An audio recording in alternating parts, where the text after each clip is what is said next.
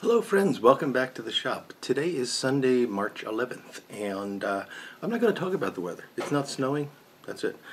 No, you know what it's been like here lately, and the whole Northeast has been just a mess, and apparently we got another storm coming tomorrow. It's not going to be as bad as the last two, but still, we're ready for spring, and I'll just leave it at that. It's 8 o'clock coffee. And don't have a pipe going yet, but the main thing I want to talk about today is the New York Pipe Show and our little Northeastern meetup, and give you some details about that. Show you, I've got a little bit of video, a couple of pictures that I'll paste in here as I talk about it. But before I get into that, the main order of business for today is that I went to a pipe show, so of course I have come home with a new pipe. And the pipe that I bought, so I got this from a pipe maker that I've actually gotten to know a little bit over the past year or so. His name is Tim Thorpe, and Tim is actually from Cherry Hill, New Jersey, not very far from where I grew up, and not terribly far from where I live now.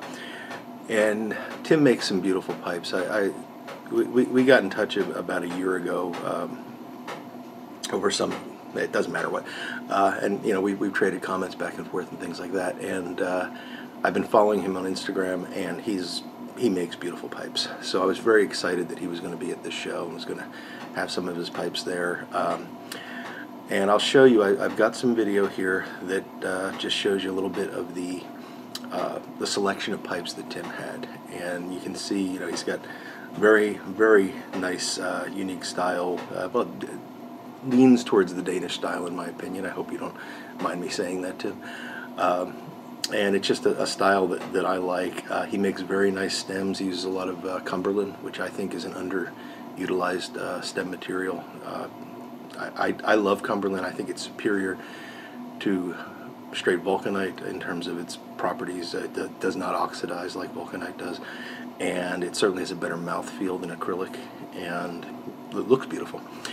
So the pipe that I purchased from Tim, that I am very, very happy with, and I have not yet smoked, but I'm going to smoke it today, is this little guy here.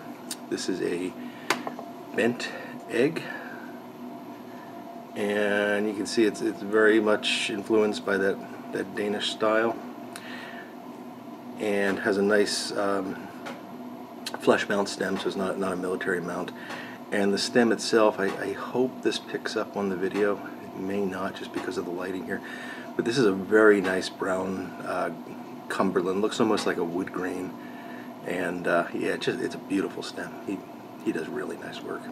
So I'll put a link down below to Tim's Instagram account, or at least his Instagram handle. I don't know if I can link to his account, but I'll put his Instagram name down there, so if you guys are on Instagram, you can go check him out. He does have some pipes from the show that are still available, so if you're interested, I don't think you can go wrong. They're just gorgeous pipes.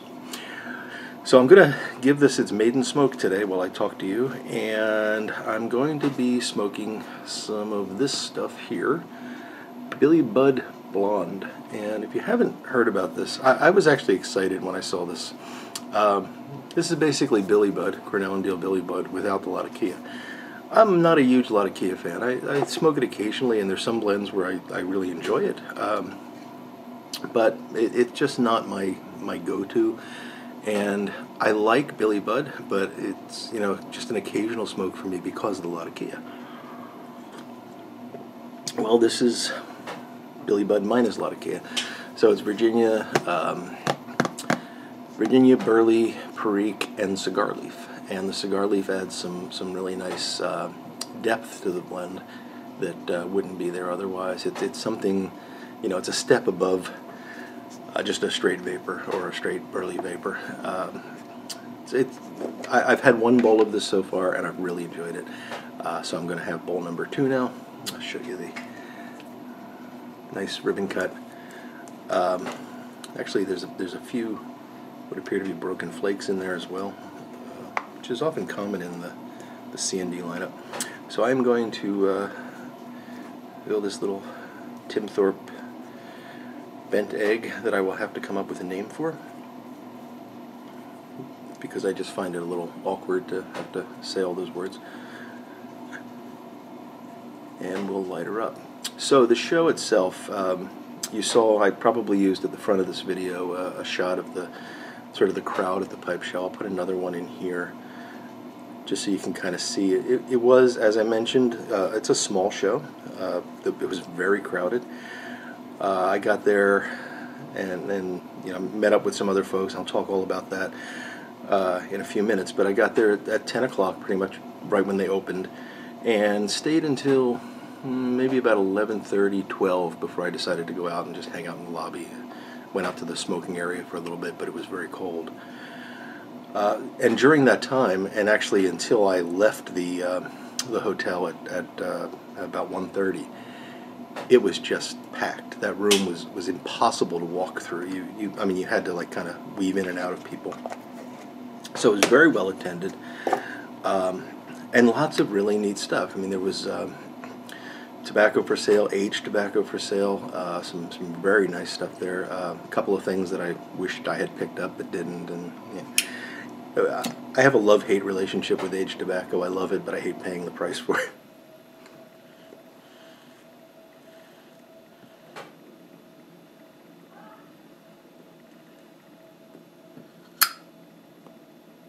Pipe has a very nice draw on it so far. Lots and lots of pipes, as you can see from some of the images. Pipe makers, pipe collectors, people just selling parts of their collections. A whole row of just large cardboard boxes filled with estate pipes that you could just kind of root through and find what you want. And I did do a little bit of rooting. I actually didn't buy any of them, not because I didn't see some great deals there, but because I just don't have the time to restore them right now. I'm you know, restoring a lot of pipes for customers, so being able to do that for my own pleasure is just something I can't do right now. But it was, you know, really fantastic. A couple of tobacco folks were there. Wilkie Tobacco. I got a sample of Wilkie number 5, which was nice. A little bit too much of a Latakia for me, but nice.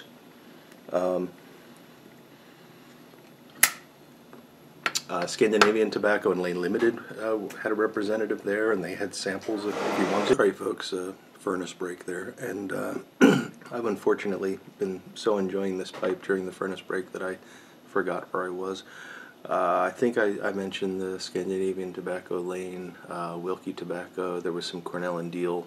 There was a large table of Cornell and Deal tobaccos. I don't know if it was actually C&D or if it was actually a representative from Baldassi, because they also had a table of 7LE pipes, same person, that were like 20% off. Really great deals. And a truly interesting thing, the owner, I believe, of IMP Meerschaum was there, and he had a huge table. And I actually took some video of this because it was so impressive, and I'll put some of that down below. Just a huge table, 2 tables actually, of Meerschaum pipes, and really, really beautiful stuff. I personally am not a big Meerschaum guy, but I know a lot of you are, and these were just beautiful examples. And I'm going to talk about people in a minute, but Ali, the Great American Dock Piper, was one of the people there. He was my co-organizer for the meetup, and Ali spent a lot of time talking to this gentleman from IMP, actually from Turkey, and he's got a lot more information. He's going to be putting together a video about that at some point, so I encourage you all to go and subscribe to Ali, the Great American Dock Piper, if you're not already. There'll be a link downstairs. But yeah, it was a fantastic time, I guess, is the bottom line, and I just wanted to sort of give you some feel for the environment and just the density of pipe stuff. It's very rare that you see that many pipes packed into one room like that. It was great. Saw a lot of people there, people that I didn't know but knew me, which is kind of weird. You know, you don't realize that you're this sort of minor celebrity that you get with YouTube, where there's enough people out there that have seen you. You go to an event like this and someone recognizes you. It's just a very odd feeling, one that we don't normally get in our day-to-day life. Met some folks. I got to meet Tim Thorpe in person. Met a couple of other pipe makers. James Gillum, who is someone that I had interacted with on the forums but had never met in person before, and it was great to chat with him for a little bit. Also got to meet Steve Norse from Vermont Freehand, and I've been dealing with Steve for a couple of years now. That's where I buy all of my rod stock and stuff like that. So it was good to actually get to say hello to him, and we chatted a bit about the weather up in Vermont, where my dad lives, and Steve's also in Vermont, thus Vermont Freehand. So it was a good time. Really enjoyed it.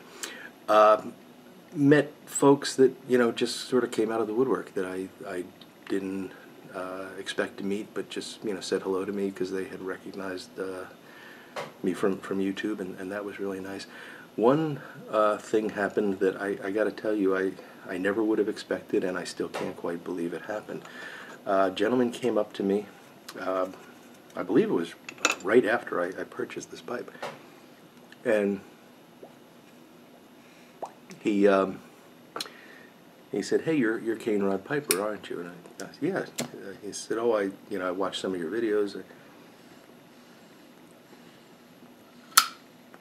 And he introduced himself. His name was Rob. I don't know if he wants me to use his last name. It began with a G, so Rob G. And honestly, Rob, I think I know what your last name was, but I'm not sure I've got it right, so I don't want to use it even if you would have okayed it, because I don't want to get it wrong. But Rob was a really nice guy, and he handed me this bag, and he said, "I brought this for you." And in this bag was this jar of number 10 Downing Street from 2005, which is right around the time Lane stopped making it. He said that he saw me talk about it, knew that I enjoyed it, and he had this jar and wasn't smoking it. And the way he put it was, he thought he would bring it along and make my day. Well, Rob, you didn't make my day. You made my year with this. This is just a fantastic gift, and I'm so happy to have this. And I smoked some that afternoon because I just had to. And it's number 10 Downing Street. It's exactly what I remember, and I was really, really happy to receive that. So thank you, Rob. And I hope that I get the chance to return your kindness someday. Other folks, Christopher B., who's on YouTube, and I will link to him down below. He showed up, met him in the hotel actually before the show. So, sorry, it's winter, this furnace is going to do that. As I was saying, I met Christopher B., who's another YouTube presenter, and we actually ran into one another on the elevator, which was kind of neat. I actually didn't know Christopher prior to this. I was not aware of his YouTube channel, and I've since subscribed. He's a really great guy from Lancaster County, and I definitely suggest you all go and check out his channel down below. And I also, in the morning, initially met up with Ali, the Great American Duck Piper, and Mod Piper, Mark, who I knew his channel. I've subscribed to him, but I haven't met him in person before. And another, just great guy. It's always, you can tell people are nice based on their videos, but when you meet them in person and you actually get to talk to them a little bit, you get a better appreciation for who they really are. And I greatly enjoyed meeting both of those guys and getting to know them a bit. Mark unfortunately had to leave early, so he went to the show for a bit and then drove home. And he's actually already put up some videos about his experience at the show, and also I encourage you to look at that. He'll be linked downstairs as well. After the show, as I said, we hung out in the lobby from like 1 to 1:30. Christopher showed up, and unfortunately, that was the meetup. So the Great North American YTPC Pipe Meetup had 3 attendees, but that's okay. It was, and I know, first off, there were a couple of people that got in touch and said, "Sorry, you can't make it for whatever." And yeah, life's important, and things come up, and I get that. I was really happy that the 3 of us got together. We went over to, actually, we went out for lunch and had a really nice lunch, the 3 of us, and then we went over to JR Cigars, and we spent, I don't know, about an hour and a half, maybe 2 hours there, sharing tobacco, just sharing stories about pipe smoking, and just enjoying one another's company. And it was a wonderful, wonderful afternoon. And I smoked a lot. You know, we probably, in the time that we were in JR, I probably had about 4 different tobaccos while we were sitting there. And I've learned at these meetups to not pack my pipe full, because you know, you're going to want to try a lot of different things. And so they were short bowls, but very, very enjoyable time. And got to try some new tobaccos that I would have never probably tried. And you know, got to make a couple of new friends and renew an old friendship. So it was really nice. So I don't know if we'll do it again next year. I don't typically go to that show every year, but yeah, we'll get together again, and I'll let you know if we are planning a get together in the area. Maybe some of you could, if it's closer for you or whatnot. We'd love to see some other guys. It's always good to meet folks in person like that. So I let my pipe go out here.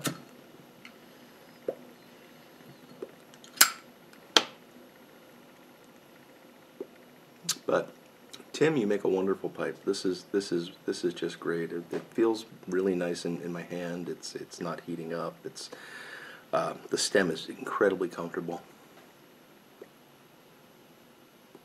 and the draw on it is great. I mean, it's